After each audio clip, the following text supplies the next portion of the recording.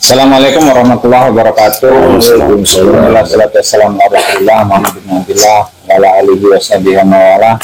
Di sini Gary kapan?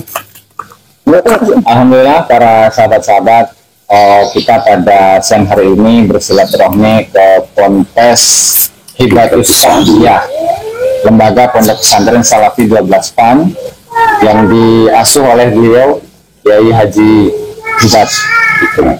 Dan alhamdulillah di sini kita bersama guru kita semua, ada Kiai Haji Raden Muhammad Yusuf dari Banten. Kemudian di sini pun juga ada Angzel dari keluarga besar Mamagar ya. Majolat. Sangat. Dan juga kemudian ada uang. Dari gelar juga. Dari mana? Majolat. Dari Majolat. Nah, alhamdulillah pada hari ini kita sudah datang di sini dan ngobrol bersama dengan beliau Kiai Hibat ya. Dan ini ngobrol santai aja kayak serius ya. Maka Kiai, silahkan. Barangkali ada sesuatu yang ingin kita obrolkan atau kita bahas. Terima kasih syukur bilimah saya atas kehadirannya guru kami tercinta, pengarsa Abah sekeluarga yang Masya Allah kehormatan besar kami bisa dihadiri, bisa diberkahi oleh kami, oleh pengarsa Abah beserta keluarga. Dan memang impian dari dulu agar bisa dihadiri oleh panjenengan. Alhamdulillah hari ini terlaksana juga. Saya bersyukur banget, alhamdulillah. Dan juga yang ngobrol santai aja gitu ya, karena kan polemik hari ini tidak bisa kita sembunyikan juga karena memang sudah ramai diperbincangkan. Jadi diantaranya ada beberapa poin mungkin yang ingin ngobrol santai aja. Pengersa Abah itu bagaimana kok bisa sampai yakin banget dengan statement Abah yang saya melihat yakin banget dan tanpa ada keraguan. Berikan kami penjelasan dan poin-poin agar kami bisa menyerap juga bagaimana konsistensi Abah yang luar biasa ini dan beresiko ya. Tapi panjenengan dengan luar biasa tampil di depan ini, ajari kami dan juga sahabat-sahabat kami yang lain juga agar kami yakin dan juga apa yang diperjuangkan ini adalah semata-mata betul-betul diilahi kalimatillah itu sendiri. Demikian. Assalamualaikum warahmatullahi wabarakatuh. Assalamualaikum warahmatullahi wabarakatuh. Ini sangat berbahagia bagi saya ini. Bisa bertemu dengan para tokoh-tokoh Cianjur, dengan Ahimul Kiram Kiai Haji Hibat dari pesantren 12 PAN Hibatus Sa'diyah, dan bertemu dengan sahabat saya itu Al-Mukarram Angzen dari Majolat. Dan siapa? Abah Uang dari Majolat. Memang saya sengaja untuk silaturahim. Sebetulnya udah lama saya pengen kesini. Masya Allah. Nama harum Kiai Hibat itu dari dulu saya kenal. Tokoh NU Cianjur. Ini tokoh yang menggerakkan NU Cianjur yang bisa hidup di Cianjur. Selain kita sering komunikasi di WA, jadi saya menganggap ini harus bertemu langsung secara personal ya. Tapi ini Kiai harus jangan kaget ya, yang datang ke sini bukan Bawin, bukan. Ya, betul. Bukan Bawin nih. Ya. Ini Yusuf yang datangnya nih. Jadi begini Kiai, perkara nasab saya tidak serta-merta 100% itu yakin. Karena tentu saya dituntut dari agama Islam untuk berhati-hati dalam menentukan atau mengeksekusi sebuah nasab, apalagi yang berkaitan dengan nasab yang mutasil ke Rasulullah atau tidak. Pertama yang saya lakukan, saya mempelajari tesisnya Kiai Haji Miaduddin itu tidak sehari dua hari. Kita pelajari, kita detail, kita renungkan. Kemudian untuk meyakini tesis Kiai Haji Imadun ini benar atau tidak, maka saya mengumpulkan referensi manuskrip. Dari mana? Dari kitab-kitab yang terkumpul. Insya Allah ada di pondok saya beberapa kitab mazhab, baik yang dikarang oleh Oknum Ba'alwi atau yang dari luar. Kita ada kitab yang dari dalam negeri yang kita beli, ada juga yang dari luar. Juga pun saya ini tidak tabu untuk mempelajari pendapat-pendapat, opini-opini, asumsi-asumsi dari kalangan pembela mazhab Ba'alwi. Kita pelajari. Mereka referensinya dari mana, semuanya dari mana. Nah, kita pelajari itu seteliti mungkin. Dan setelah referensi itu kita kumpulkan, saya mencoba untuk berkomunikasi dengan Gus Agis juga. Kita pelajari itu kitab.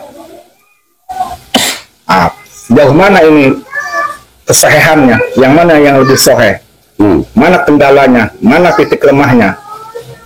Dari pendukung Kiai Haji Imaduddin ada titik lemahnya atau tidak, dari asumsi-asumsi, pendapat-pendapat dan referensi-referensi yang dipakai oleh pendukung Ba'al pun kita pelajari juga. Dari tata bahasa, dari sumbernya, dari hakiknya dan sebagainya, dari adabnya kita pelajari. Kemudian setelah itu pun saya tidak serta-merta mengeksekusi, meyakini langsung. Kenapa sebabnya Kiai Ang? Ada Allah kan kita. Tidak bisa kita melupakan Allah. Kita tidak bisa sombong-sombongan hanya berdasarkan berdasarkan referensi entah dari kalangan kita, entah dari luar, kemudian kita lupakan Allah. Nggak bisa begitu. Karena ada yang harus dilakukan oleh kita seperti apa yang dilakukan oleh Rasulullah Muhammad SAW. Artinya, apa yang kita ketahui ini, kita coba untuk melibatkan Allah dalam hal ini, Kiai. Ya, kita berusaha untuk munajah, kita berusaha untuk berkomunikasi dengan Allah. Allahumma arina haqqa warzuqna tiba'ah wa arina batila warzuqna Allahumma kshif li bla bla bla. Dan itu tidak sehari dua hari, Kiai. Enggak. Kita terus sambil minta petunjuk, minta kepada Allah yakinan shadiqan. Itu penting karena ini semua keyakinan. Yakinan shadiqan pengaruhnya terhadap rasa, bukan hanya akal, bukan hanya ilmu, tetapi pengaruhnya terhadap hati dan rasa. Nah, kita libatkan Allah dalam itu dengan munajah berhari-hari, baik sendiri maupun berjamaah.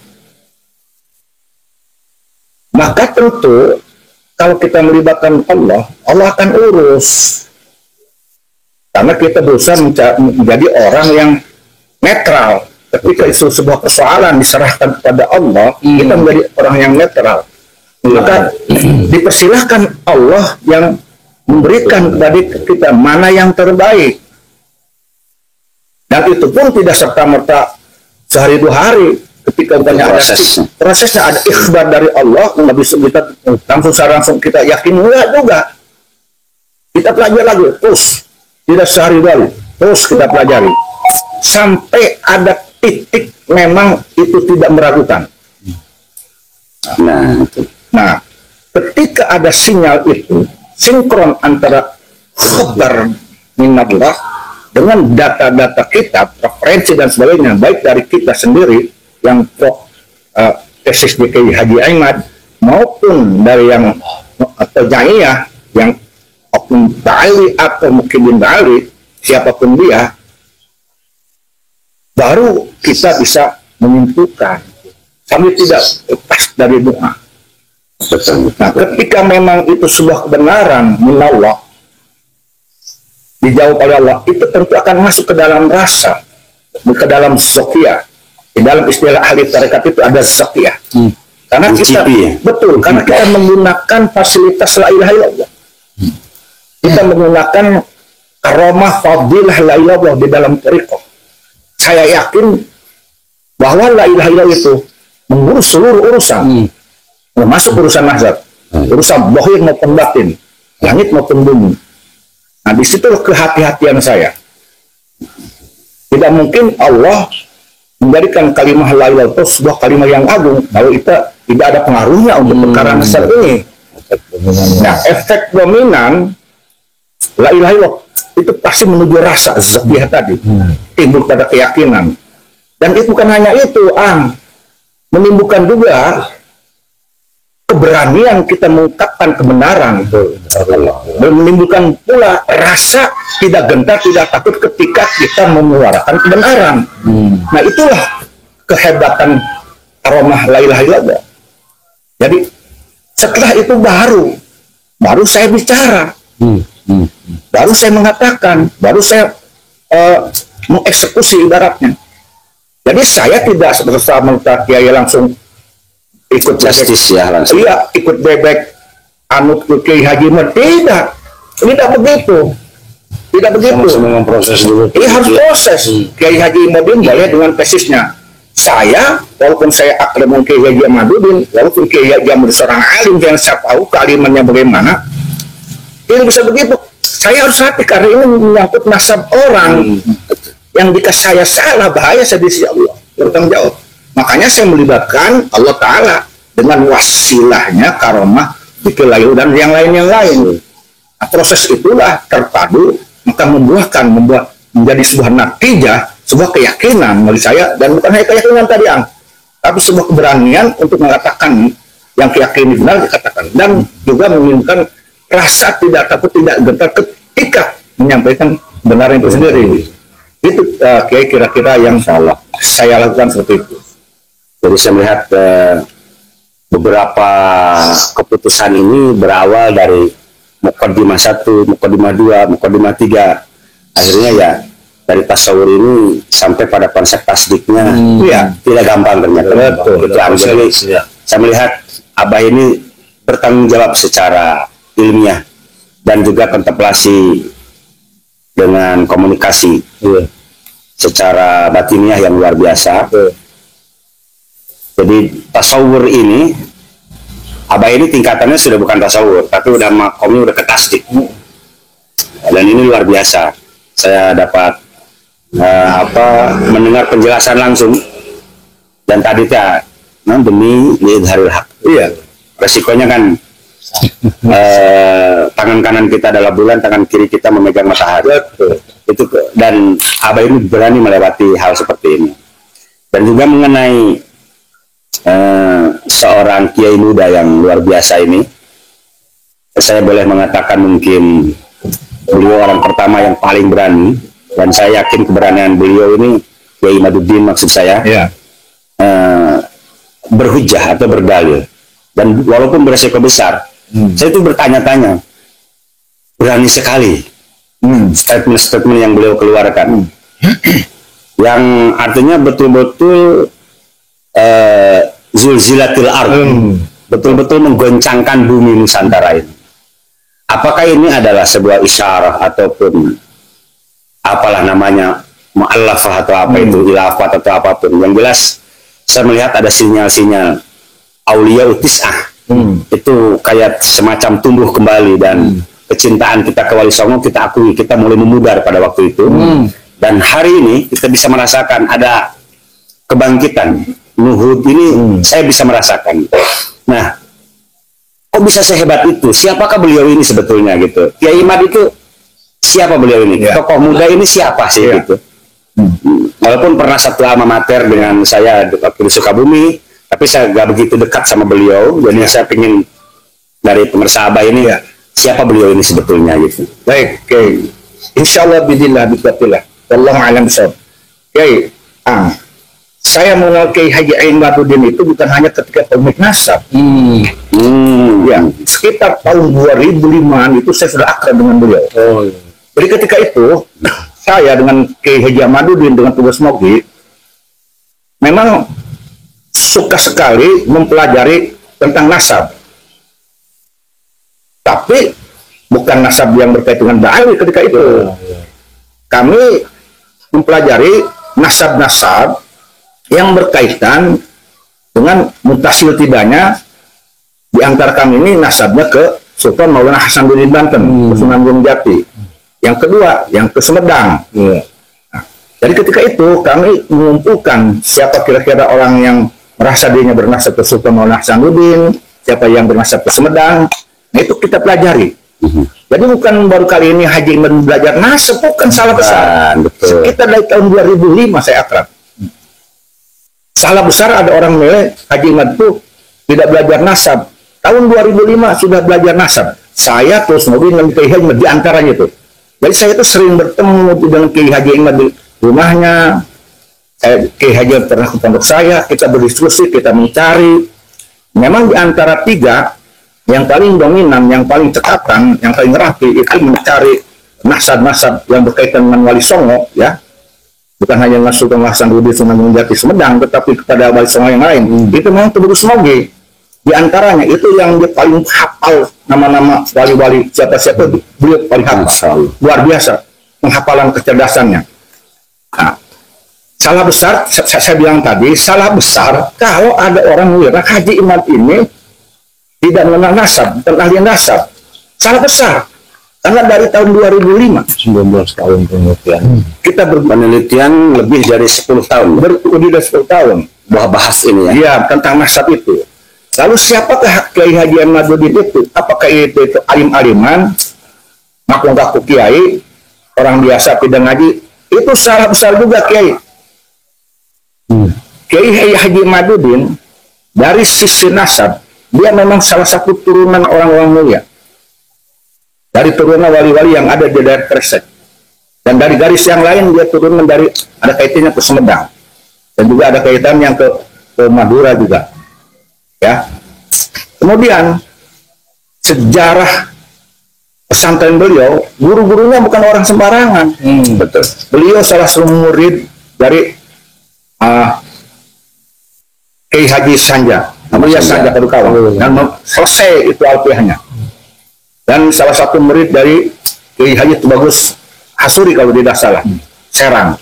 Beberapa ulama, dan beliau juga ngaji kalau tidak salah itu ke Abuya Dimyati Cidahu. Juga ke Abu Yamu, dan yang lain banyak sekali. Bahkan ketika di pesantren, saya tahu persis tuh, banyak yang berikan informasi. Beliau salah satu santri yang sangat rapih hafalannya. Setoran hafalan alfiah alat itu paling rapih, paling cepat, itu paling dipuji oleh gurunya. Jadi jangan ragukan tentang ngaji alatnya. Nah, ketika beliau jadi kiai, tidak cukup begitu. Dan juga beliau itu salah satu seorang sarjana dari perguruan tinggi dulu EIN. Dia itu ketemu sarjana SAG dia. Yang dia pernah kuliah juga di ETK kalau tidak salah. Gelarnya tuh MH ya. MH ya. Jadi di akademisi, di intelektual, di ilmuwan, bukan hanya keluaran pondok rondeng, bukan. Salafi ya. Ya bukan, memang akademisi. Nah, ketika setelah beliau jadi seorang kiai yang mendirikan pesantren, di pesantrennya saya sering lihat ke sana, dan istiqomah ngajar ngaji ketika itu. Di sela-sela kesibukan beliau belajar tentang nasab, belajar nasab, istiqomah ngajar santri. Saya tahu persis, karena saya sering keliling pesantrennya. Nah, di tengah-tengah kesibukan itu, Kiai, beliau itu rajin sekali, senang sekali baca-baca dan tulis-menulis. Jadi beliau rajin membaca, dan yang mana sumber ilmu dia baca. Kitab Tuningke yang mana, dia baca. Jadi, sehingga menimbulkan banyak dia mengarang kitab. Sampai Sarah Alfiah dia bikin. Banyak sekali kitab-kitab tentang alat itu. Jangan ragukan tentang ngaji alat. Ya. Nah. Dan bahkan beliau bukan hanya menulis yang berkaitan dengan nasab, tetapi juga membuat sebuah novel, cerpen. Itu banyak beliau. Nah, karena banyaknya orang tidak mengenal siapa Kiai Haji Imaduddin, maka orang sekarang melihatnya sebelah mata. Tapi tanyakan ke orang yang dekat. Iya dong. Saya tidak akan sembarangan mengikuti seorang kalau memang dia tidak berilmu. Tidak akan sembarangan. Nah, ditambah beliau juga kan ahli wirid dia juga. Tidak sembarangan. Kalau bagaimanapun dia orang Banten. Tidak mungkin dia seorang kiai yang sudah hanya mengandalkan keilmuan dia tanpa ada wiridan sendiri spiritual. Tidak mungkin. Bahkan doa-doanya saya lihat doanya luar biasa sekali. Doa yang sering baca oleh Kiai Haji Ahmaduddin itu yang mengarah kepada kemakrifatan. Nah ini orang tidak cerdik menilai. Andai kata itu doa itu lebih dalam bertahun-tahun, masa sih tidak ada buahnya? Ya ini diantaranya. Jadi kita pakai logika Kiai. Tidak mungkin orang yang tidak diberi sebuah anugerah oleh Allah, fadl dari Allah, mempunyai keberanian seperti Haji Mat yang itu tentu punya risiko besar. Kalau bukan orang-orang yang diberi spiritual yang luar biasa, tidak akan mungkin seberani itu. Beliau tahu resikonya. Kalau orang itu tidak diberi anugerah tersendiri oleh Allah melalui zokiahnya, jiwanya, tidak mungkin punya keberanian seperti Haji Mat. Haji Mat sadar yang dia hadapi ini adalah oknum Bali dan berikutnya, bukan hanya Banten, se-Indonesia. Tapi kok beliau berani? Kita tafsirkan aja lah. Siapa orang yang punya keberanian tuh? Golongan apa orang itu? Karena kita maaf ya, saya tidak merendahkan yang lain. Maaf. Banyak saudara kita yang kiai-kiai, tapi apakah mempunyai keberanian seperti itu? Nah itu harusnya pertanyaan. Banyak yang ahli ilmu, mungkin lebih pintar dari Kiai Haji Mat, mungkin dan sebagainya. Tapi jarang yang punya keberanian mengambil resiko. Rajulun sujanya benar. Betul, kalau bukan orang-orang tertentu. Saya bukan mengada-ngada. Maka saya menyarankan jika memang meragukan Kiai Haji Mat, kita orang Islam, mengapa tidak istikharah kepada Allah Subhanahu wa taala? Mengapa tidak tanya kepada Allah? Jangan hanya seminggu, 2 minggu, sebulan, 2 bulan. Tanyakan siapa Kiai Haji Ahmaduddin. Jangan hanya mengandalkan jabatan saya ketua umat, saya ketua PBNU. No. Saya nanti dulu. Ada Allah. Yang tahu nilai seseorang di sisi Allah adalah Allah. Jangan kita menjadikan seseorang hanya karena keilmuan kita, hanya karena jabatan kita. Oh, saya dulu no. Oke, itu sebuah prestasi, tapi tidak bisa langsung menjustifikasi orang menjadi kecil di hadapan orang tersebut. Itu orang takabur menurut saya. Ketika dia tidak menerima jawaban dari Allah tentang menilai seseorang, kemudian dia menganggap keilmuannya, dia merendahkan orang, saya kira ini orang-orang yang takabur. Itu Kiai. Luar biasa. Luar biasa sekali. Karena memang boleh saya katakan kisruh ya. Khilafiyah ini tidak bisa dan tidak ada nisbat. Saya sering mengatakan begitu. Jadi kita akan punya pilihan dan akan terpilih. Secara otomatis akan terkotak-kotak dengan beberapa fatwa ini.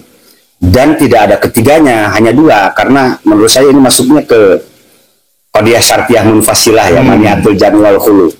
Jadi kalau mau putus, ya putus. Kalau mau nyambung, ya nyambung. Betul. Wala nisbat bainahuma, itu tidak ada nisbat. Jadi tidak ada seorang kiai, saya mau kemana-mana, nggak bisa ini. Jenengan kalau mau putus, ya putus. Jangan abu-abu lah. Nggak ada abu-abunya. Beda kalau atas dan bawah, ada nisbat bainahuma di tengah. Betul. Wasatun. Ya. Tapi untuk munqati wa muttasil, la nisbat. Tidak ada nisbat. Jadi kullu ma yasduqu alaihi muttasil, berarti la yasduqu alaihi munfasil. Ulama kanat ba'alawi itu adalah munfasil, berarti natijahnya teh gitu. Nya kudu anu munqati. Jadi isbat tali muqaddamna kudu subut, kudu nafi. Kalau ini dinafikan, isbatnya harus subut. Kalau subut harus nafi.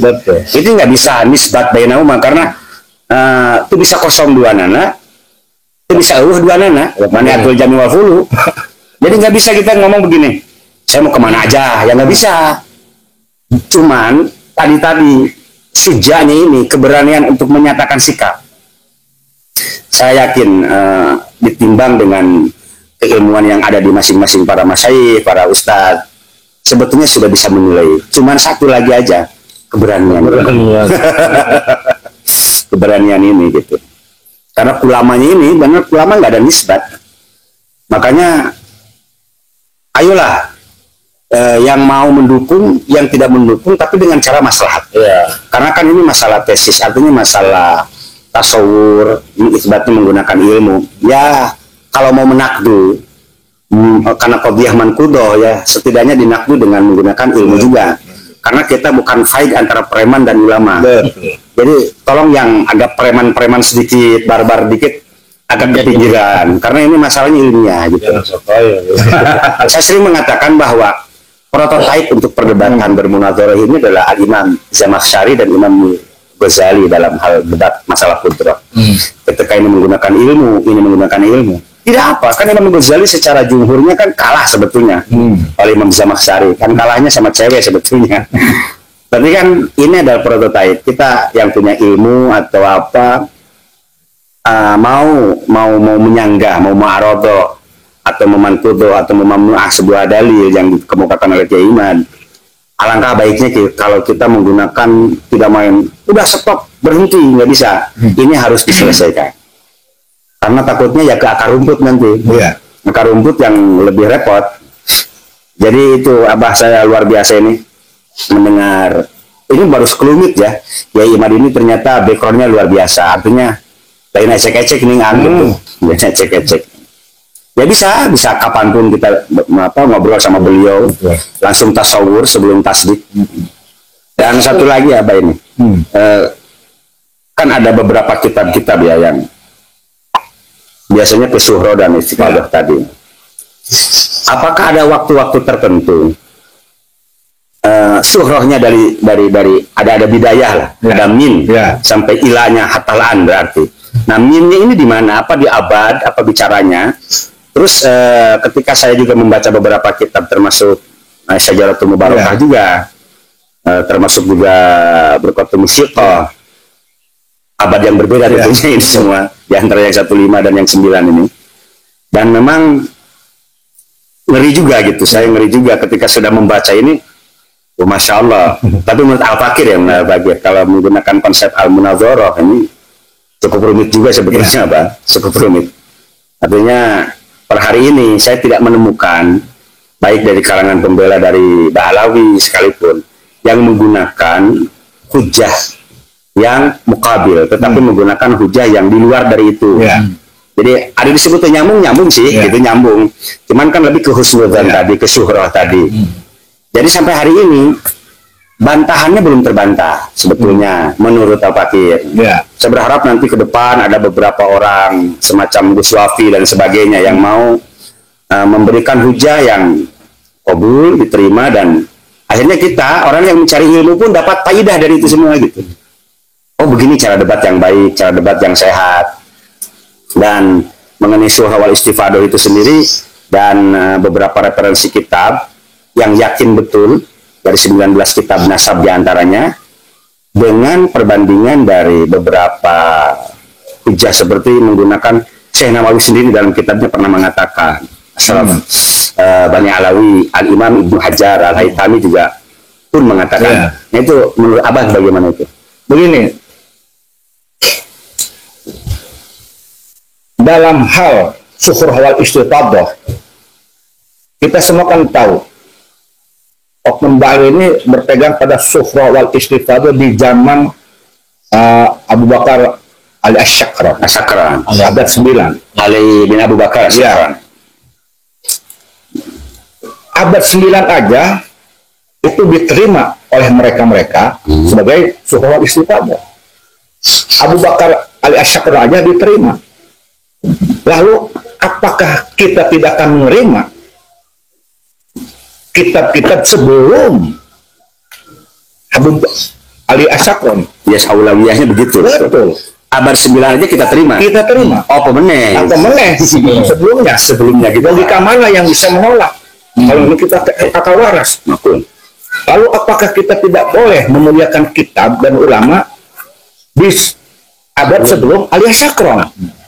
Di mana kitab dan ulama ini dipentingkan untuk mentasdik orang yang konon katanya min dzurriyyatin Nabi. Ini sangat penting sekali karena nasab Rasulullah ini harus kita pisahkan, bedakan dengan nasab yang lain. Kalau nasab yang saya boleh dong dipakai hanya syuhra wal istifadah di zaman ini. Tapi ini kitab terus nasab terkhusus nasab Rasulullah Muhammad Sallallahu Alaihi Wasallam. ini yang jarang diketahui. Karena ketika seseorang sembarangan mengeksekusi yang orang yang ngaku bernasab Rasul hanya berdasarkan surah istighfar umpamanya zaman ini, tidak zaman sebelumnya, apa jadinya nanti hampir semua orang bisa mengaku dirinya dzurriyyah Nabi Muhammad SAW. Sama viral. Betul. Ini sangat berbahaya bagi kelangsungan kehormatan Nabi Muhammad SAW. Maka tidak bisa kita mengatakan yang pendukung Haji Imad mau memponis kebencian. Salah itu. Jangan dulu menghukumi apa yang ada dalam hati orang tersebut. Rasulullah tidak pernah mengajarkan menghukumi hati. Lahiriahnya dulu. Yang kita bicarakan, yang kita butuhkan itu masuk logika. Apakah haram kita membutuhkan kitab sejaman? Saya mau nanya ini, haramkah kitab yang di zaman Abu Bakar Al-Asyqam yang dikarang oleh kaum dia sendiri, Bawi, diterima? Masa kita tidak boleh membutuhkan kitab selain sebelum kitab Al-Asyqam dan ulama? Masa? Padahal kan kita juga harus memuliakan ulama dan kitab-kitabnya. Itu kan, apalagi kalau kita bicara tentang syarat mentasih, mentahkik sebuah nasab. Kalau lari ke sana lebih terpojok, lebih terpojok. Artinya sebetulnya kitab-kitab dari abad ke-6, ke-7 itu ada karangan kitab itu. Iya, kitab itu nasab tetap ada, terkonfirmasi, hasil semua. Ya, makanya di kitab-kitab abad yang sebelum Abu Bakar nggak ada itu yang namanya nama Ubaidillah itu anak Said Ahmad Said Ahmad. Saya tidak mengatakan muhajir loh. Said Ahmad bin Aisyah bin Arumi. Karena kalau saya mengatakan muhajir, saya akan masuk orang meyakini bahwa makam Said Ahmad bin Arumi ada di Yaman. Karena ada beberapa keterangan kitab yang menolak itu, yang mengatakan makam Said Ahmad bin Arumi itu bukan di sana. Dan maka juga nggak muhajir, anak faham. Coba dari kita, siapa yang dulu memutuskan pertama gelar muhajir? Ulama mana? Itu ulama abad ke-12. Abad ke-12. ya. Dari mana referensinya dia? Sementara ada kitab-kitab lain, referensi lain yang mengatakan bahwa makam Said Ahmad bin Arumi bukan di Yaman. Di Yaman hasil kasyaf. Di dalam ilmu nasab, kasab itu tidak berlaku. Tidak ada kasab. Tapi ketika kasab ini tidak ada muqabilnya, itu diterima. Tapi ketika kasab ini, impian ini diadakan sementara ada bahasa wulida fiha, maksudnya wulida fiha wa asya fiha wa yaduru fiha wa mata fiha. Fiha ini ke Basra semua masalahnya. Ya, hari ini makamnya ayah, jadi anu kasab ya ada mukabilnya, nggak bisa diterima.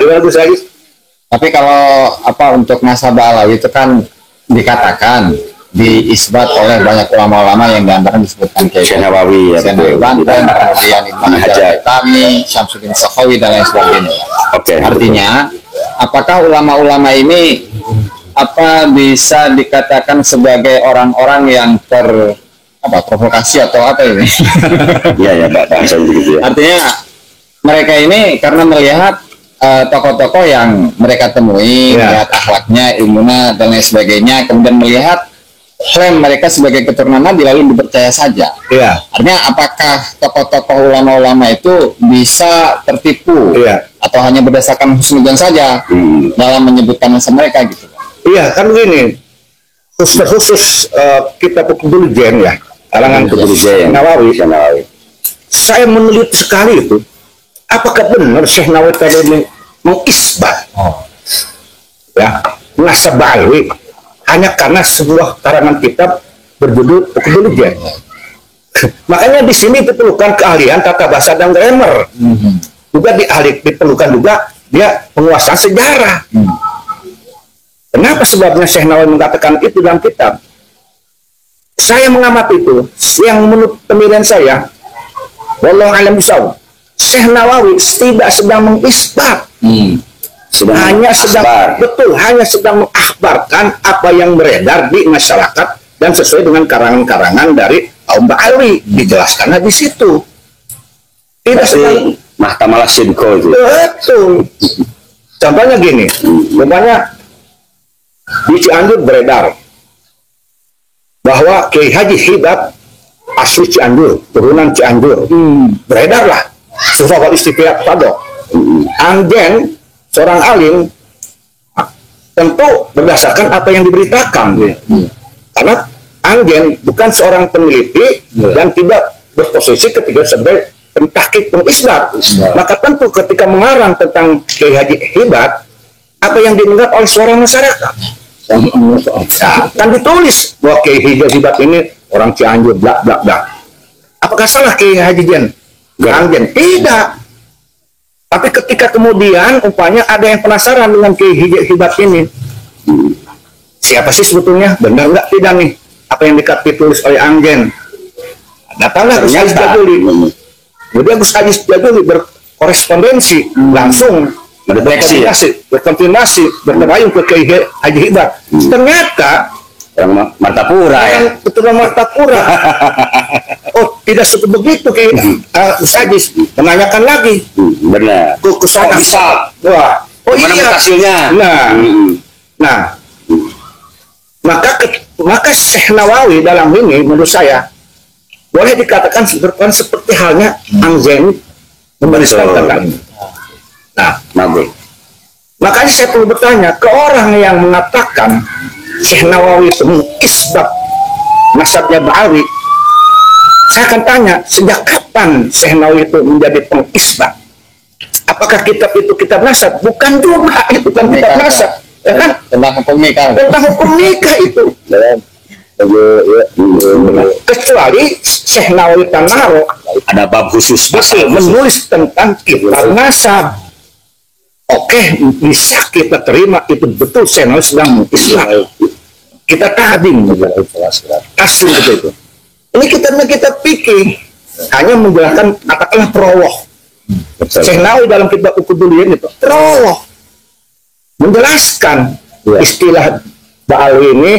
Kalau laki-laki dipanggilnya Habib, perempuan Hababah, Sayyid, kan begitu. Kemudian ada Sayyiduna, karena memuliakan, Syekh Nawawi memuliakan. Itu makanya aneh saya kok menilai kitab Syekh Nawawi tanpa ilmu alat, tanpa sejarah, tanpa tata bahasa dan sebagainya. Kok aneh? Apakah karena memang didorong karena ingin direferensi oleh Syekh Nawawi sehingga Syekh Nawawi dijual-jual seperti itu? Sangat berani itu orang. Nah, saya khawatir orang itu sampai dibikin di video. Apakah mereka sudah bertemu dengan Syekh Nawawi Tanaro? Nah, sedikit aja, jangan jauh-jauh kitab itu kita pikir. Bukan sedang membahas tentang nasab. Kecuali dalam kitab itu Syekh Nawawi, kitab nasab, kemudian Syekh Nawawi menuliskan nasabnya Ba'alwi, bla bla bla bla bla bla bla bla bla. Baru itu ada bukti bahwa Syekh Nawawi sedang mengisbat. Nggak ada loh, ya kan? Itu dari sisi logika aja. Gitu. Secara konsumsi publik bisa mungkin saya simpelkan permasalahan ini adalah kita membicarakan orang di abad kelima, ya. Dan pembicaraan ini di abad ke-14 hari ini ya, 14 dan pertamanya di abad 9 ini. Jadi simpelnya yang jadi polemik permasalahannya itu adalah kita membicarakan orang di abad kelima, yang mana kita sedang berada di abad ke-14 hari ini yang permasalahannya di abad 14. Artinya berarti telah mengalami proses mughayyabat itu sekitar berapa tahun? 500 tahunan ya. 500 tahunan. Kemudian muncul sebuah nama baru ini gitu. Artinya logika berhujahnya Kiai Imad ini ilmiah, artinya bisa kita terima secara ilmu. Betul, ilmiah. Jangan dengan narasi-narasi yang liar gitu. Ya tinggal saya tidak suka itu beda dengan saya tidak sependapat. Karena kan minimalnya itu dalam bermunadar itu makom pertamanya ya mamnuah. Anak atlubu min kadali ya dulu ala sihati dakwah. Minimal itu ke sana. dan diakhiri dengan fa ana usallimu wa illa fala. Dan kesimpulannya tinggal dicarikan saja yang berlawanan dengan tesis ini. Betulkah orang yang di abad kelima ini pernah di abad ketujuh ada nama tersebut? Apa di Musogor, Abdullah menjadi Ubaidillah dan sebagainya? Itu monggo, itu kita hargai juga kan tentunya gitu. Berhujah dan berpendapat.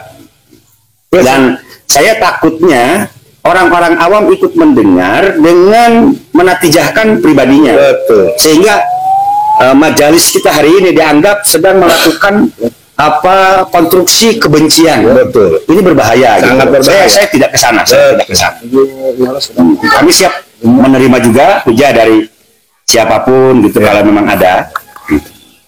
Kemudian ini Pak, untuk katakanlah yang paling gencar, untuk organisasi yang paling gencar dalam pelurusan sejarah dan pelurusan nasab itu kan PWI. Betul. Yang ketumnya itu diketahui oleh Gus Abbas. Sebenarnya apa itu PWI dan siapa sebenarnya Gus Abbas? Gus Abbas itu siapa gitu, betul.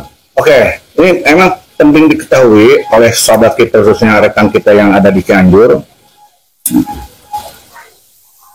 PWI ini didirikan di Buntet. Ya, salah satu yang ada mempikir itu saya, Gus Aziz, Sektori, dan Gus Abbas, dan Kiai Imad, Gus Mogi.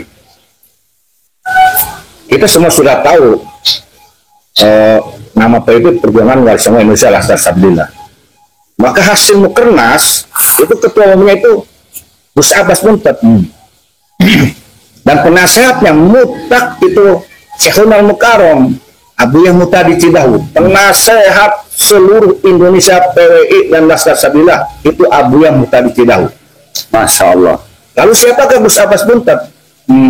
Ini mungkin banyak yang tidak tahu. Ini resmi ya bahwa Resmi. Abu Yah Mutadi itu Resmi. adalah penasehat resmi. Betul. Karena yang datang ke Abu Yah Mutadi minta restu untuk menjadi penasehat. Ya. Di antara yang pertama saya dengan Anjay.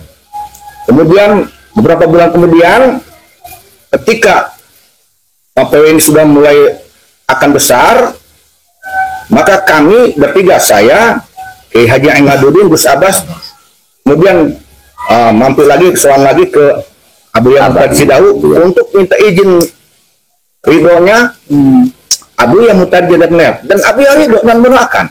Jadi 2 kali. Tidaklah mungkin saya akan mencomot-comot nama Abu Yah, nggak mungkin. Kemudian siapakah Gus Abbas Buntet? Gus Abbas itu kan putranya Kiai Haji Fuad Hashim. Fuad Hashim. Kiai Haji Fuad Hashim itu putranya Syekh Muhammad Abbas, salah satu tokoh NU, salah satu tokoh pendiri NU, dan salah satu tokoh panglima perangnya Syekh Hasyim Asy'ari. Nasab beliau, nasab Gus Abbas Buntet ini, itu dari garis bapak garis ibu ke Sunan Gunung Jati, ke Syekh Syarif Hidayatullah. Mutlak itu tidak bisa diragukan. Dari garis laki-laki, garis perempuan. Maka beliau itu salah satu duriyah dari Wali Songo. Nah, sebetulnya kalau beliau menggunakan gelar keturunan Sunan Gunung Jati, ya Syarif. Syarif Abbas. Kalau memang beliau harus memakai itu. Dan karena itu hak beliau menggunakan Syarif. Jadi wajar Gus Abbas ini sangat mendukung sekali pada perjuangan Wali Songo. Pertama, meneruskan jejak kakeknya. Yang kedua, pun beliau berdarah Sunan Gunung Jati dari garis laki-laki dan garis perempuan. Waduh. Ya, jadi tidak bisa diragukan. Nah, orang bertanya-tanya, oh ini PW ini banyak orang-orang ngaku-ngaku Durya Wali Songo. Pembegal nasab. Nah, silahkan mereka berasumsi seperti itu. Tapi kalau kita tanyakan, mereka bisa memponis bahwa yang di Wali Songo ini ngaku-ngaku, dari mana dasarnya? Jangan-jangan mereka nanti fitnah. Nah, saya sendiri yang berkecimpung di Wali Songo, di perjuangan Wali Songo sejak awal, saya tahu siapa pengurus di perjuangan Wali Songo yang memang benar nasabnya mutasi ke para Wali Songo, itu benar jelas adanya. Ya, karena saya memahami nasab-nasab mereka. Oh ini kesini, tahu semua. Dan setiap orang yang memang dia mengakui dirinya keturunan Wali Songo, saya kira tidak akan pernah gentar untuk ditanya tentang silsilah nasab. Bahkan banyak di antara pengurus PW ini yang sudah mendapatkan syahadah dari luar, dari Maroko, garis keturunan ke Sayyidina Hasan, sudah ada syahadahnya oleh nakib Maroko, Turki, Irak, ada loh. Kau bahas Betul. Contohnya dari keluarga besar Sunan Giri. Ini ada syahadah dari nakibah Turki, Irak, Maroko. Dan diakui bahwa dari keturunan Sunan Giri ini adalah dari keturunan Syekh Junaid. Syekh Junaid ini keturunan salah satu anak dari Syekh Abdul Qadir Jalani, Syekh Soleh. Syekh Soleh ini anak Syekh Abdul Qadir Jalani yang ke-11. Berarti nasab Sunan Giri dalam syahadah itu ke Syekh Abdul Qadir Jalani melalui Syekh Junaid. Syekh Junaid keturunan dari Syekh Sayyid Soleh, itu anak Syekh Abdul Qadir Jalani yang ke-11. Abdul Qadir ya Syekh Hasan. Itu dari Sunan Giri. Dan kemudian ada juga dari keturunan Syekh Junaid ini juga bukan hanya ke Sunan Giri. Dari Syekh Junaid juga melahirkan keturunan kepada siapa? Sunan Kudus, Syekh Ja'far Shiddiq. Dan ini tercatat. Nakab ini, Nakobah Asrad Auliat Is'ah, ini mempunyai catatan-catatan. Siapa keturunan Syekh Sunan Kudus, siapa keturunan Giri. Kemudian juga Nakab juga mempunyai catatan. Siapa keturunan Syekh Datuk Kafi Jarbon. Ini juga Syekh Datuk Kafi ini, atau Sunan Gunung Jati 1. Syekh Datuk Kafi gelarnya itu Sunan Gunung Jati 1. Sama, masih keturunan Syekh Junaid, kemudian keturunan Sayyid Soleh, keturunan Syekh Abdul Qadir. Sama. Dan itu tercatat. Yang punya catatan paling lengkap itu yang Naab. Dan mereka yang di Naab itu terverifikasi itu ya. Terverifikasi. Dan banyak yang sudah mempunyai syahadah. Termasuk dari keturunan Sunan Ampel itu ada. Jelas orang-orang yang menuduh, menurut saya ini sangat berani menuduh, ini Wali Songo hanya ngaku-ngaku. Kita pertanyakan, dari mana beliau bisa menjustifikasi orang-orang yang jadi pengurus PW itu semuanya itu ngaku-ngaku. Lah, punya catatan aja enggak? catatannya dari mana mereka? Yang tahu nasab itu, yang mereka dengan keluarganya. Contohnya saya, dan saya ngaku turunan anu, saya kan punya catatan nasabnya, garis mana. Mau ada orang memurtanya, silahkan, monggo. Lepas dia percaya atau tidak, ya silahkan. Tapi yang jelas, setiap pernyataan dirinya mengakui keturunan Wali Songo, dia pasti punya catatan nasabnya. Kecuali dia ngaku keturunan Wali Songo, ketika ditanya catatan nasab, dia tahu. Balelo. Mana turunan mana? Boro-boro ini ke 10. 7 yang mandeg, nah baru. Tapi kalau Gus Abbas itu punya catatan. Apa sih catatan? Kiai Haji Imam punya catatan. Terus lagi punya catatan. Orang nanya ke saya pun saya punya catatan. Ketika orang bertanya kepada saya, Yusuf kan dari mana? Coba saya menyatakan dari ini. Coba sebutkan tanpa baca catatan. Oke. Saya akan jelaskan. Sampai lulus sampai yang ke 14, 15 sampai ke 17 saya bisa. Di luar kepala saya, tanpa harus melihat catatan. Dari garis ibu, garis bapak. Saya hafal. Dari garis ibu, anu. Bisa sampai ke luhur, bisa 17 insya Allah. Dari bapak begitu. Tanpa melihat catatan. Nah, jadi gampang aja nggak kalau ngetes memang ini keturunan Wali Songo bukan gampang. Pertama tanyakan mana catatan nasabnya. Yang kedua, tanya dia hafal tidak dia pada catatan nasabnya. Yang ketiga, tanyakan ke keluarga-keluarga yang berkaitan dengan nasab orang tersebut. Contoh, Gus Abbas ngakunya dari keturunan Sunan Mujati. Tanya ke Gus Abbas tanda catatan nasabnya. Nah, kemudian tanya juga ke orang sekitar Gus Abbas, tanya juga ke keraton Kanoman. Betul tidak keraton Kanoman mengakui Gus Abbas itu Sunan Mujati? Begitu dong. Tidak ini sembarangan aja. Koneksi ke Syekh Nurjatinya gimana? Harus jelas ya. Ini orang-orang yang punya narasi seperti itu mengatakan orang ngaku Wali Songo, ini jelas sekali. Ini melemahkan PWI dan orang-orang Wali Songo agar teropini bahwa ini semacam abal-abal. Ini kan luar biasa. Dan ketika sudah seperti ini, ada beberapa orang yang berpendapat bahwa ini harus dihentikan. Nah, menurut Abah sendiri bagaimana? Apakah layak untuk dihentikan? Oke. Atau bagaimana ini? Bahkan ngancam Abah mau dipecat juga ya. Oke, Imad ya. Begini, Gimana itu? Kehibat ini maaf nih, ini ngomongnya takut. Ini yang bilang itu kan Syekh Roji, oknum ketua PBNU bidang keagamaan. Sekarang kita tanya, Roji itu siapa? Apakah punya eksistensi dan kewenangan kompetensi untuk menghentikan itu? Dasarnya apa dia? Hakim, ahli nasab, tokoh nasional, ulama Nusantara. Kemudian dengan ada katanya Haji Imad mau dipecat lah. Emang dikira Haji Imad itu takut pecat? Emang Haji Imad itu gila jabatan? Saya sangat yakin 100% Haji Imad tidak akan pernah takut dipecat. Jangankan dipecat, orang dia bikin tulisan aja resikonya tinggi dihadapi kok. Nah orang yang bilang begitu, maaf nih, ini di mana logikanya? Ya kan? Di mana logikanya? Dan ini persoalan nasab, menurut saya ini, nggak tahu nih menurut Kehibat dan tidak bisa dihentikan dengan begitu saja. Tidak bisa, walaupun Amerika turun sekalipun. Teknologi Amerika nggak bisa, karena ini sebuah persoalan yang sudah menjadi persoalan hampir semua orang mayoritas ya. Ini khususnya hampir semua keturunan Wali Songo sudah menjadi persoalan mereka semua, konsumsi mereka semua nggak bisa dihentikan. Artinya keinginan kita ini adalah lebih ke diselesaikan. Betul, harusnya jangan berbicara begitu. Mencari solusi, bagaimana solusi ini diselesaikan. Oke, kami PBNU tidak ada untuk urusan. Oke, kalau memang tidak ada urusan itu, minimal memberikan jalan, menganjurkan kepada yang berkompetensi, ke Presiden, ya kan, kemudian ke MUI, ya, ke Kemendak untuk menyelesaikan. Kalau memang PBNU tidak mau, jangan sampai begini, diselesaikan tidak oleh PBNU, tapi menganjurkan tidak, malah Haji Imad disuruh berhenti umpamanya. Kita kisah lah. Panas. Emang ini punya, emang ilmu nasab persoalan lagi punya Fahru Roji.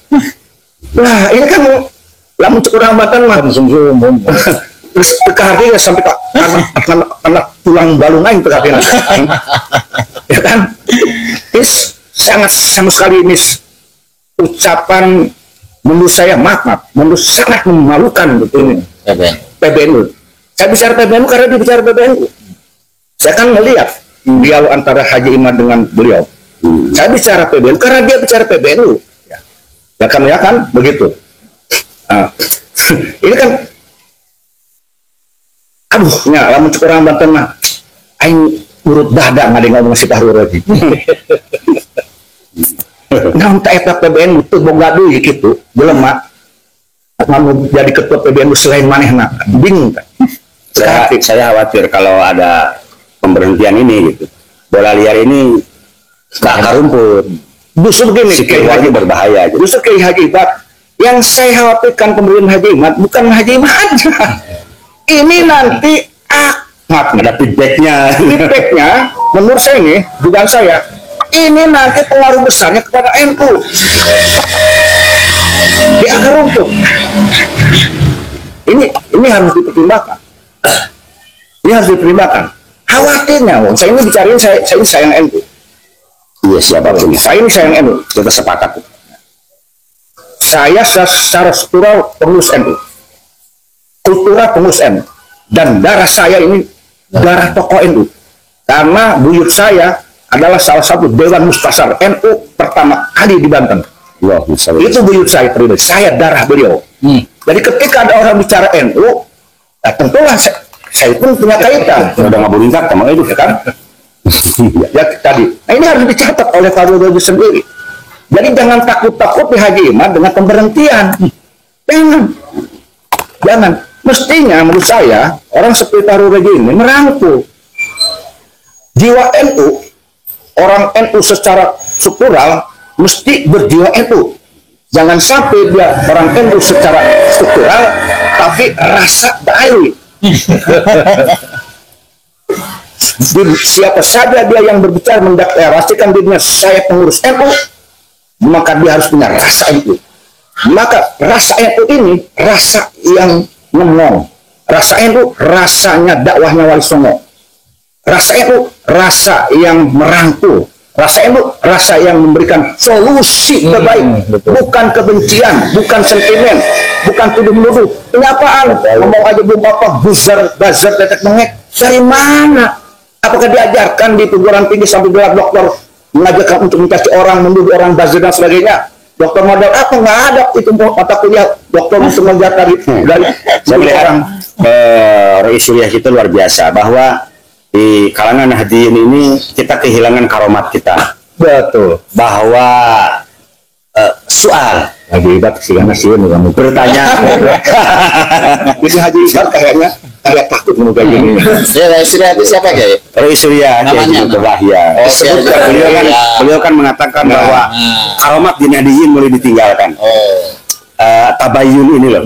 Tabayun ini ini adalah senjata kita, karomat kita yang warga Nahdliyin mulai meninggalkan. Kenapa tidak tasawur dulu? Apakah layak untuk diberhentikan? Ketika melihat sebuah dalil yang layak diberhentikan itu fasadul sanad, fasadul rijal, fasadul matan, atau ada kerusakan apa yang memang layak untuk dihentikan. Dan tesis Kiai Imad ini apakah layak untuk dihentikan karena mengandung onderdil yang dianggap rusak ini atau tidak? Betul. Setelah tasawur atau tidak gitu.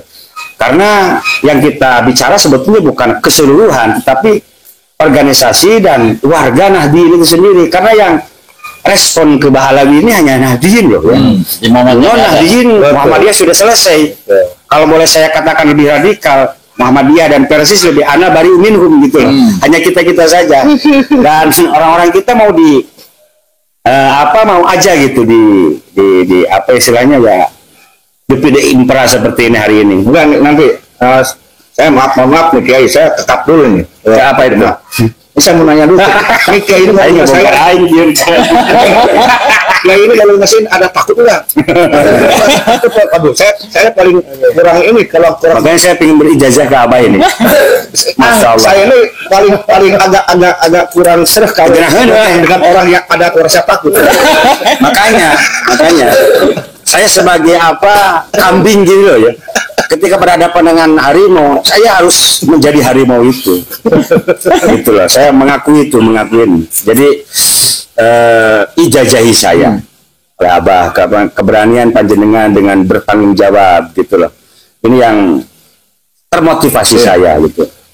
Masya Allah, fans banget sama Abah saya. Makanya saat harus kesini saya bilang. Ini saya ngomong lagi nih, wah lucu nih.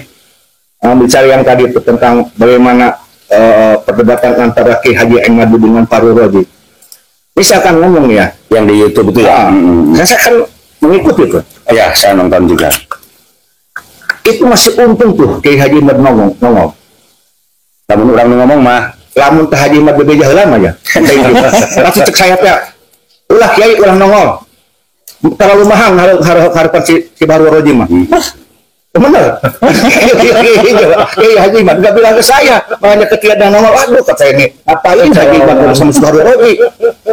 Ya, karena nggak ada ilmu yang bisa didapatkan oleh Kiai Haji Ahmadudin. Nggak ada. Yang kedua, saya khawatir, justru nongolnya Kiai Haji Ahmadudin situ, itu nanti justru khawatir justru mencoreng NU akibat ucapan Farul Raji sendiri. Ya kan? Banyak sekali yang saya kira janggal gitu. Banyak sekali. Ketika ditanya oleh Haji Ahmad dalil, banyak kitabnya. Mestinya dikatakan kitabnya ini. Seorang dokter itu harus begitu, alim itu begitu. Apalagi dia melakukan nasabnya ke Sunan Giri. Harus dijelaskan juga dong. Jadi seperti seseorang yang orang yang merasa dirinya gede, nakut-nakuti yang dianggapnya kecil. Lah Haji Ahmad seorang pejuang, bukan orang sembarangan, dikasih narasi yang seperti takut-takuti. Mimpi saya teman benar cara nggak? Jadi melihat itu majelis ruang waktu perdebatan itu kayaknya udah sampai ke makom majelis mutakabirin gitu ya. Maka ketika takabur ini ada, ya Kiai Ahmad nggak bisa diam juga akhirnya kan. Jadi terjadi sodakoh sebetulnya itu. Sebetulnya. Ini makanya katanya jangan sama jenderal terus, kali-kali main ke bawah dong. Begitu. Nah iya, dalam narasi itu ada lucu sekali. Lucu itu, bagus. Lucu sekali. Dalam hal itu, Fahru Roji mengatakan saya bergaul dengan Habib yang jenderal yang anu. Ini sebetulnya untuk menembakkan awak sorangan. Jadi orang bisa menilai. Berarti kelihatan sekali orang ini hanya bergaul dengan orang-orang yang aman. Tidak bergaul, tidak memperhatikan orang-orang yang hatinya sudah banyak dikorbankan akibat oleh oknum bawi. Kemudian dalam narasi tersebut, beliau mengatakan seolah-olah saya menilai tesis Kiai Haji Imaduddin ini bukan tesis menurut dia, ya kan itu, bukan tesis. Kalau menurut saya, kalau memang dia ingin membuka kebenaran,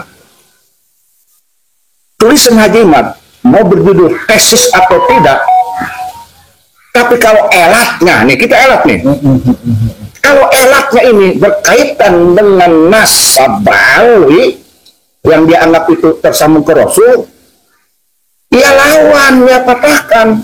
Jangan melihat itu tesis atau tidak, mau tesis mau bukan, mau karangan biasa. Kalau memang elatnya ini membawa nasabawi, tidak terkonfirmasi pada Rasulullah, ya sangkal itu. Jangan mengatasnamakan itu tentang tesis, tapi orang itu tidak mampu mengkantor, mematahkan tulisan Haji Imaduddin. Kan ini lucu. Ini jelas orang ini ingin menang di balik kelemahan.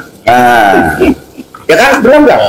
Kalau saya tidak setuju dengan sebuah tulisan, Kiai Haji Hibad menulis tentang sesuatu, Yusuf umpamanya anak Pak Jokowi umpamanya, ini saya tidak suka Haji Hibad. Saya tidak akan melihat itu tulisan Haji Hibad tesis atau bukan. Tidak akan melihat itu. Saya akan melihat isi tulisan itu.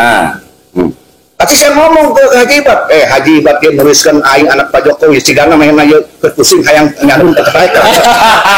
Aing pasti gitu ngomongnya. Ya kan logik. Ini sebuah persoalan ditambah persoalan lagi yang dimengada-ngada. Maaf, saya harus mengatakan innalillahi wa inna ilaihi raji'un. Saya khawatir karomah NU ini akan bisa pudar akibat oknum-oknum seperti itu. Itu harus dipecat ya Pak ya? Saya setuju kalau ini Fahru Roji dipecat. Sebelum Haji Imad dipecat, dia dulu harusnya dipecat. Karena dia layak dipecat ya. Kalau saya ketua umumnya, hari itu juga saya pecat si Fahru Roji. Gaya Nahdien nggak seperti itu memang. Harus berkaromah tadi lah. Betul. Kan kan sepakat kan? Nahdien itu rata-rata berkaromah. Coba saya tanyakan sendiri, panjenengan pengerasa Abah mungkin dekat sama Kiai Imad, pernahkah diundang secara resmi satu meja dari Kiai Imad ini oleh PBNU sendiri di satu meja kan? Mina ina naqata hadhil masalah. Dari mana Quranku, mana kitabnya? Coba saya kaji dulu. Secara resmi, intinya secara resmi. Saya tidak pernah mendengar itu. Saya tidak mendengar Haji Imad itu diundang. Secara resmi loh ya? Secara resmi. Karena ini membahayakan gitu, kayak Imad ini harusnya dipanggil di satu meja kan. Justru ini yang sedang saya tunggu juga Kiai. Kata Bayan ini. Kenapa tidak mengundang? Katanya ekses dari tulisan Kiai yang ini menimbulkan perpecahan dan sebagainya. Tetapi tidak ada langkah yang konkret, yang nyata untuk menyelesaikan itu. Kan lucu. Ada penyakit bukan dibuang diusir, dikata-katain.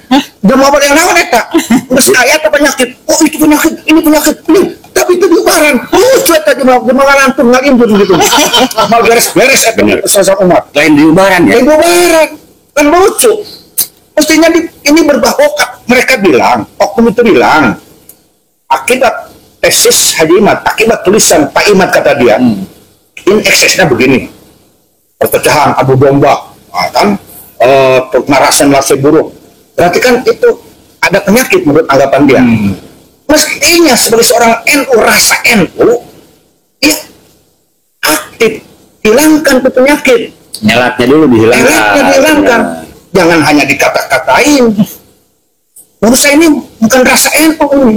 Maka saya akan curiga, jangan-jangan oknum ini pengurus NU rasa Bali. Saya juga perlu bertanya. Sebenarnya kan ketika ucapan Syekhuna dari Rais Suriah ini, saya mengatakan ijaz ya. Ya. Tapi Qalilul Alfad ini bukan bahrun, mungkin bihar min biharil ma'ani ya. Lautan dalam lautan itu. Beliau mengatakan bahwa karomah ini ditinggalkan. Tabayun ini ditinggalkan. Betul. Mungkin kinayah berlabiahnya. Betul.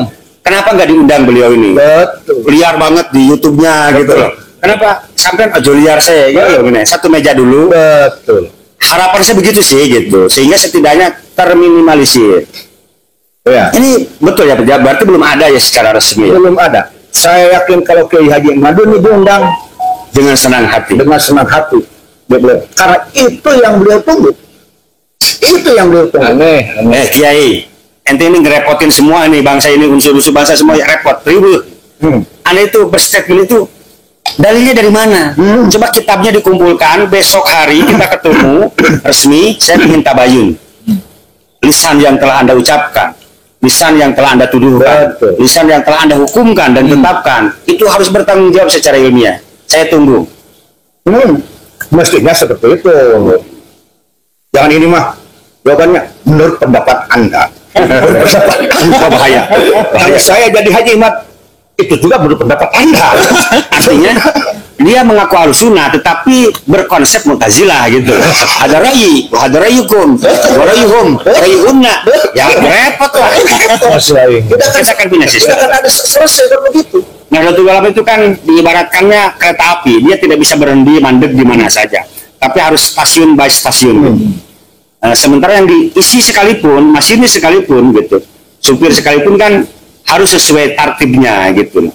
Maka ketika karena Nahdien ini menurut saya datiyah sih bukan sifat, jadi latuh dakwa badan gitu. Kalau memang karakter Nahdien memang seperti ini, hari harus juga ada penyelesaian, dipanggil lah. Kalaupun tidak kedua belah pihak, setidaknya antara Mu'allil dengan si Sa'il ini satu-satu dipanggil ke. Iya. Tapi ini ada lintasan hati yang di hati saya terkadang lucu juga. Tapi saya ini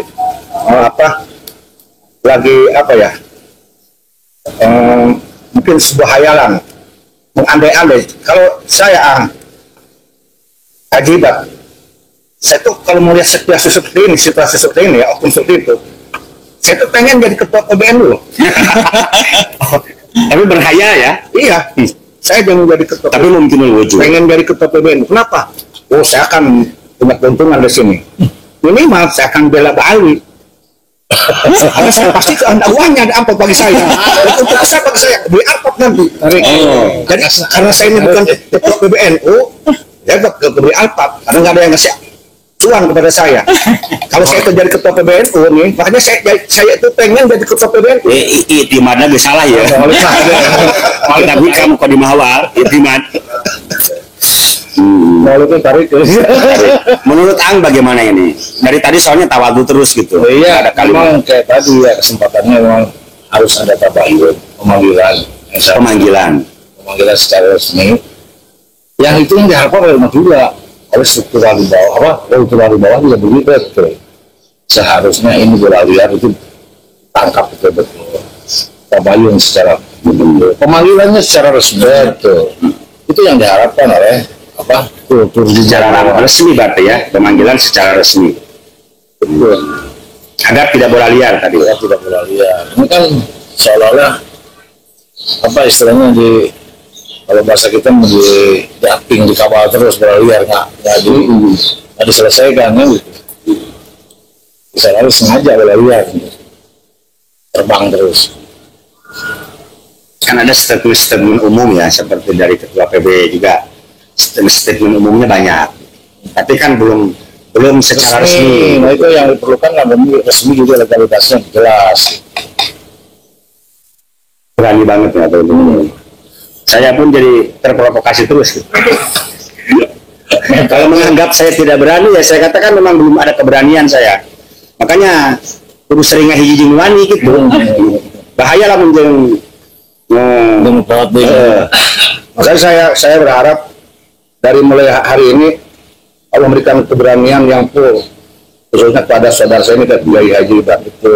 Tapi kalau saya tunggu sampai 3 bulan Kiai Haji Ibat seperti ini, jangan heran kalau saya kirim paket nanti ada bedak, kayaknya udah Lipannya sekalian. Kenapa sebabnya? Karena di Cianjur ini butuh sekali tokoh yang idharul haq, betul. Kalau karya kafir harus ada. Sekarang saya melihat kemampuan beliau ini luar biasa. Betul. Ada mutiara, tetapi masih tidak mau memancarkan cahayanya. Ini jadi tanda besar. Nah, itu muncul. Mangkuk ada ayamnya nuncang kata ikan. Sudah sebetulnya. Padahal itu sudah saatnya di Cianjur. Seharusnya sudah saatnya. Sebab Gus Ajis apa ini mendengar nama Kiai Hibat ini dari dulu ya. Dari dulu mendapat bersuara-suara. Ini kenapa tidak bersuara? Salah hiji sih kan aduh. Sebaliknya justru saya fans banget sama Abah ini. Terus kenal sama ternyata putra beliau gitu nih, Masya Allah. Yang mana kakaknya ternyata satu pondok dengan saya, Al Hidayah, Mbak Aziza, Bukti Maksum, ya. Bentar lagi ya. Lasem, alhamdulillah. Ternyata Abuyamu dan juga Abuya Din itu juga lama di Lasem. Iya, betul. Biasa ada bangga lah, alhamdulillah. Satu guru lah setidaknya sama beliau. Yang lebih bahagia itu saya. Di hari ini yang paling baik itu saya. Saya bisa bertemu dengan Alhamdulillah, Haji Hibat dengan yang lain. Nah, maksudnya saya punya fan yang sangat saya menghargai. 2 ulama besar Cianjur. Satu Anu, yang kedua Anggela. Masya Allah. Saya fan banget tuh. Saya paling senang. Makanya saya ini, dan saya kan lama di Cianjur.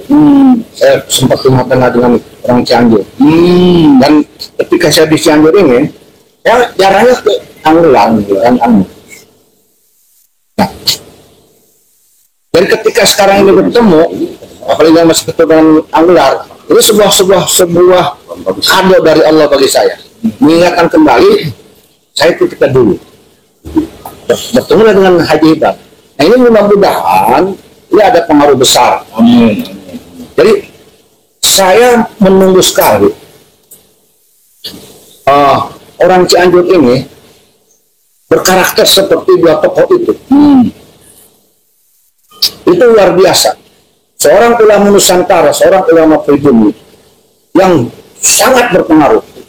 Kealimannya sangat luar biasa. Sejarahnya saya tahu semua. Dan cerita-cerita tentang aromanya bukan cerita seperti cerita Oknum Bali dongeng-dongeng yang tidak ada. Dan ini fakta.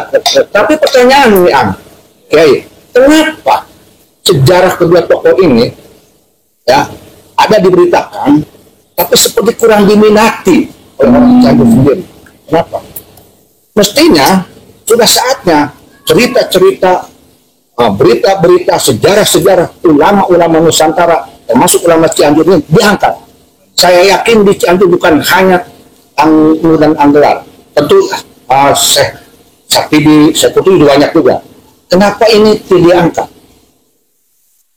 Sehingga orang Cianjur mencintai ulamanya, mencintai pribuminya. Bahkan di Cianjur ini yang saya pelajari banyak keturunan Wali Songo yang jadi wali, dan banyak keturunan Wali Songo yang jadi ulama-ulama Cianjur. Kenapa ini tidak dihidupkan? Dan kenapa juga ini di Cianjur ketika ada Pajaban, Muludan, kenapa bukan ulama-ulama pribumi yang diminta untuk ceramah? Ini sebuah keprihatinan. Disayangi. Iya. Ini Kiai Hibat. Dari dulu saya merindukan orang Islam ini, setiap daerah ini mengangkat kiai-kiai pribumi untuk mentas di panggung-panggung di daerahnya sendiri. Dan saya ingin untuk orang daerahnya mencintai ulamanya. Saya menilai ini dari saudara kita banyak sekali tidak mencintai ulamanya itu sendiri. Ulama pribuminya sendiri. Betul. Makanya ini tergeser kita. Betul. Nah, mungkin Kiai dengan hadirnya PWI Perjuangan Wali Songo Indonesia, di mana bertujuan mengangkat marwah Wali Songo dan keturunan Wali Songo, kemudian berusaha mencoba untuk mengikuti dakwahnya Wali Songo. Mungkin ini isyarat bahwa kita semua harus seperti itu semua. Karena tidak bisa dipungkiri, bicara Indonesia tidak bisa lepas dari bicara Wali Songo. Dan ini semacam mau ditimbun, bukan hanya dibelokkan menurut saya, tetapi mau ditimbun. Bukan hanya Wali Songo ya, termasuk keturunan-keturunannya pun itu mau ditimbun. Mau mengganti Ashabikun al-awwalun itu mau diganti ya? Mau diganti. Founding father kita ini ya. Maka ini wajar ada gerakan seperti ini. Ini gerakan perjuangan Wali Songo. Menurut saya ini bukan perjuangan yang spontanitas, bukan. Jangan dikira tidak ada kaitannya dengan kehendak Allah, tidak ada kaitannya dengan berkahnya para Wali Songo, tidak. Ini sebuah isyarat menurut saya yang harus kita pikirkan. Mungkin saya berhusnuzon, mungkin Wali Songo ini sedang mendidik kita, mendidik kita agar kita teringat kembali kepada Wali Songo, teringat kembali kepada keturunannya. Karena ketika kita mengagungkan, memuliakan keturunan Wali Songo, sama saja kita sudah berterima kasih kepada Wali Songo. Ketika kita berterima kasih kepada Wali Songo, sama saja kita sudah berterima kasih bahwa kita menjadi warga negara Republik Indonesia yang dimerdekakan oleh Allah Ta'ala, berkat Allah, dan tentu oleh pejuang-pejuang Pribumi dan Nusantara. Kenapa tidak kita mensyukuri itu? Kenapa orang sekarang ini seolah-olah, maaf ya, ada oknum-oknum yang seolah antipati terhadap keturunan Wali Songo? Apakah itu termasuk orang yang berterima kasih kepada Wali Songo? Padahal kita kehibat, kita nih, setelahnya di zaman Wali Songo, kita semua yang banyaknya di luar dari kita semua, ini kita semua yang jadi ulama, yang jadi wali sekarang ini, mungkin harus berterima kasih terhadap Wali Songo. Mungkin tidak akan bisa jadi ulama dan wali kalau tidak ada berkah Wali Songo. Dan ini mungkin sedang ditagih kita oleh Wali Songo. Maka bagaimana caranya, prosesnya agar kita memuliakan Wali Songo? Dan tentu digiring oleh Allah Ta'ala dengan berkah Wali Songo, dibuatkanlah wadah. Inilah wadah, itu perjuangan Wali Songo. Seperti halnya ketika Allah akan memerdekakan Indonesia, diangkatlah derajat keturunan Wali Songo, diberilah wadah oleh Allah Ta'ala melalui Nahdlatul Ulama.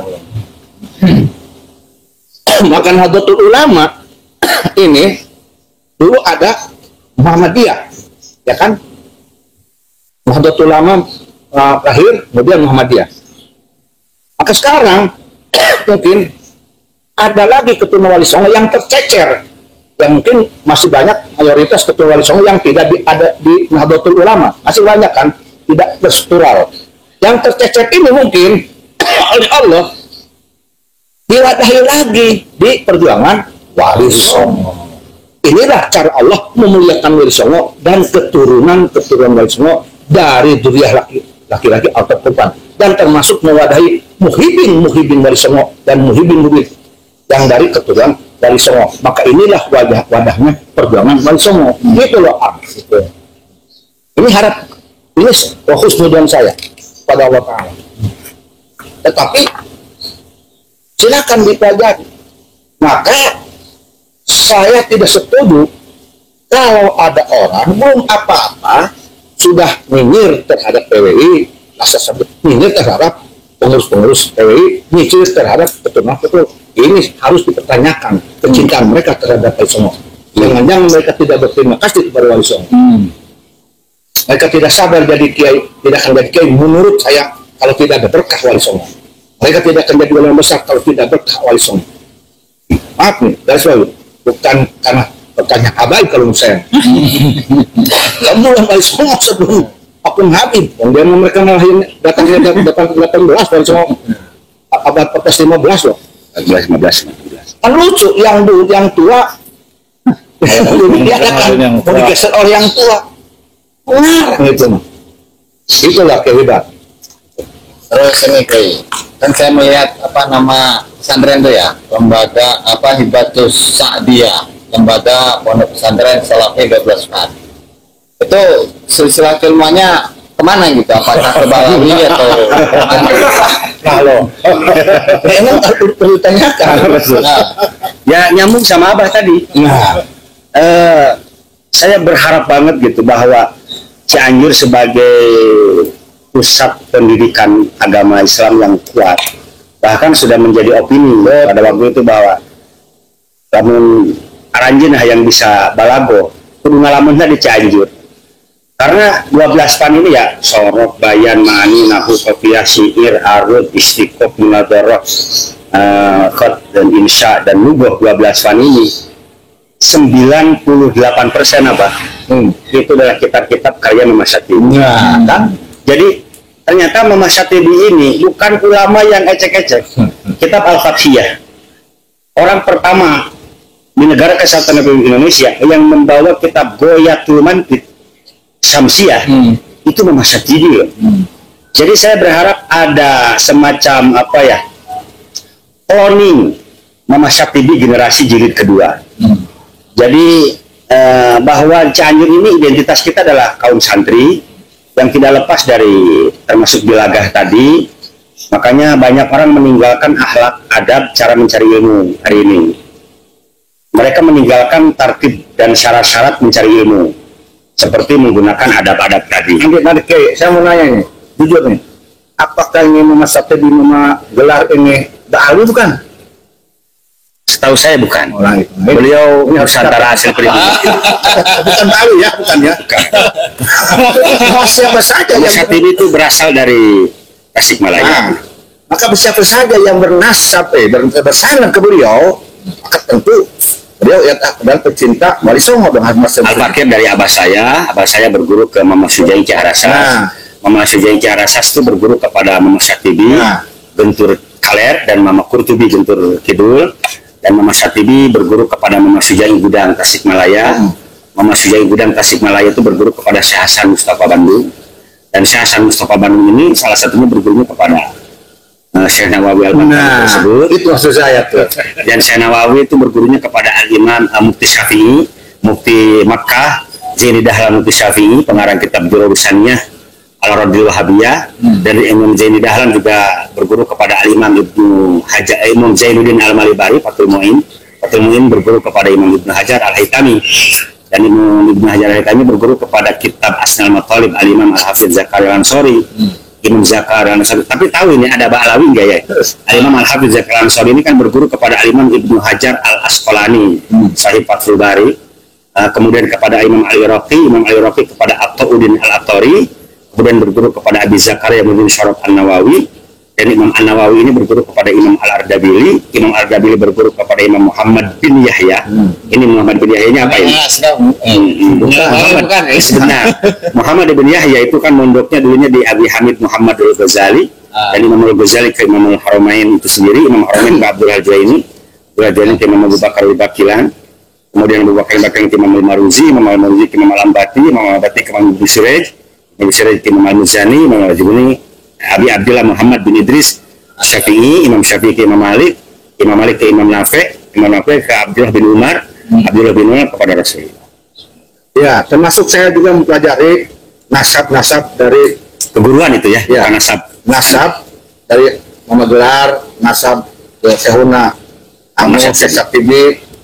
Ini kan ada kaitannya ke Syekh Muhyiddin. Abi Jahan betul. Dan itu tidak ada kaitan ke Bali.